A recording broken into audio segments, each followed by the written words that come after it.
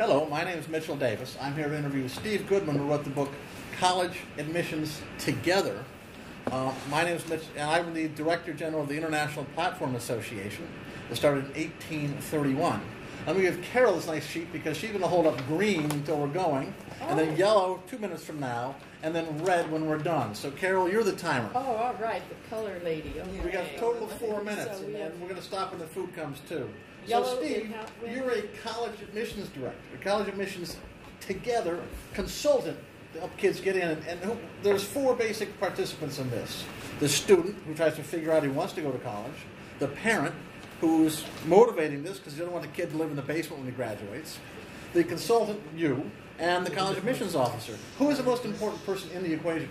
By far the most important person is the student. And the message that I always give to people when they always ask what the secret in the admissions process is studying, studying, and studying. Students are in charge. Students present things to the institutions. Students offer things to the institutions. And it's really important to focus on what it is that you can do that can benefit the institution. And so if you could do one thing and one thing only, it would be study, study, and study. But present yourself in a fashion that the institution says, I want that kid who's going to benefit my institution in the future. So what are some of the things that the institution will choose a child for? Well, that's the second thing. So that we can choose a student because a student is interested in a particular sport. A student is interested in debate. A student can be a great chemist. A student can offer something in terms of being a great poet. What can you do for the school that the school didn't have yesterday? Okay, and how does a student develop this? Does the student just look at the school and say, I want to go to that school, therefore I should develop this? Or does the student decide what they love and figure out which school they fit? Well, in a perfect world, you figure out what you love to do early on. Most of my students come to me when they're in the beginning of high school, and so that way the student then has the ability to use their high school years to defend what it is that they're focused on over and over again, and to develop the expertise in that. Okay, so what are some of the things that you're seeing kids do that really work?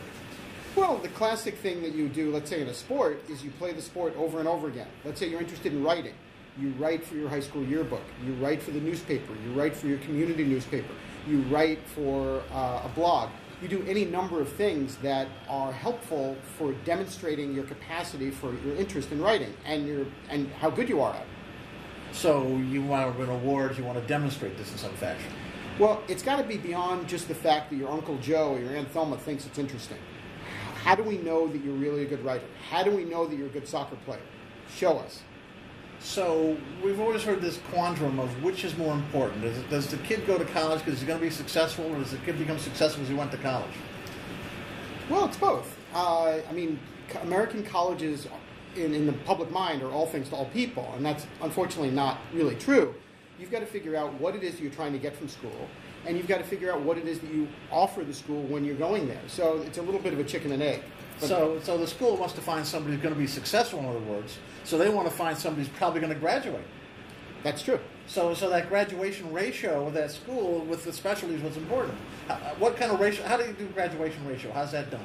How's it accounted for? Well, we look at graduation rates. Now, unfortunately, in the United States, depending on how you look at it, some people use 6-year graduation rates, some people use 8-year graduation rates, and they're not as terrific as they should be.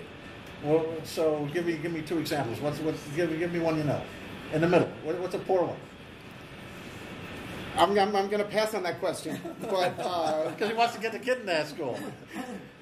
Let's put it this way. You want the highest percentage of people graduating from school as possible, because that demonstrates that the school and the student are matched correctly.